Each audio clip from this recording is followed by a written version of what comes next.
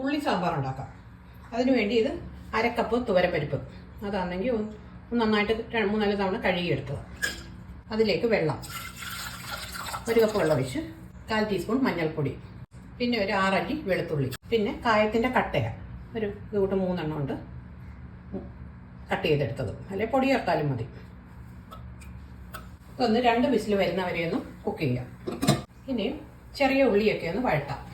അതിനുവേണ്ടി ഒരു 2 table spoon വെളിച്ചെണ്ണ, ഇതിലേക്ക് ഒരു 30 ചെറിയ ഉള്ളി, ഒന്ന് വലുതൊക്കെ ഒന്ന് ചെറുതായിട്ട് കട്ട് ചെയ്തത്, പിന്നെ 2 പച്ചമുളക്, കുറച്ച് പുളി, ഇത് പിഴുപുളിയാണ്. പിഴുപുളി കുറച്ച് വെള്ളത്തിലേക്ക് ഇട്ടൊന്ന് അത് നന്നായിട്ടൊന്ന് ഞെരടി പിഴിഞ്ഞ് വെക്കണം. ഇതിലേക്ക് ഒരു തക്കാളി, തീ ഇനിയും കുറച്ച് വെച്ചിട്ടൊരു ഇതിലേക്ക് ഒരു 2 ടീസ്പൂൺ മുളക് പൊടി ഇടാം. മല്ലിപ്പൊടി അതും ഒരു 2 ടീസ്പൂൺ ഇടാം. നന്നായിട്ട് ഇതൊന്ന് മൂക്കട്ടെ. 1/4 ടീസ്പൂൺ മഞ്ഞൾപ്പൊടിയും ഇടുക. ഇത് മൂത്തിട്ടുണ്ട്. ഇതിലേക്ക് തുവര ഒഴിച്ചതിടാം. ഈ പിഴുപുളിയും പിഴിഞ്ഞ് വെച്ചേക്കുന്ന ഒഴിക്കും. മല്ലിയില ഇടാം. ഉപ്പ് പോരാണെങ്കിൽ ഉപ്പൂടെ ചേർക്കാം, കുറച്ച് ഉപ്പൂടെ ചേർക്കാം. ഇതൊന്ന് കടുക് വറക്കാം.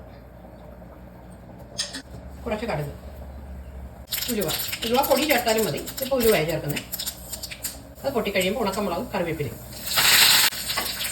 ഓഫാക്കാം. ഇനി ഇതിലേക്ക് കടുക് വറുത്തതിടാം. ഓഫാക്കാം. ഇനി ഒരു 10 മിനിറ്റ് കഴിഞ്ഞെടുക്കാം. ഇതിപ്പം 10 മിനിറ്റായി. ഇനി ഇതൊന്ന് എടുത്ത് നോക്കാം. കായത്തിൻ്റെ ഉലുവയുടെയൊക്കെ പൊടി ചേർത്താലും മതി. അതുകൊണ്ട് ഒന്നുകൂടെ നന്നായിട്ട് വേകണമെന്നുള്ളവർക്ക് 2 തവണയും കൂടെ കുക്കറിൽ ഒന്ന് അടിച്ചെടുക്കാം.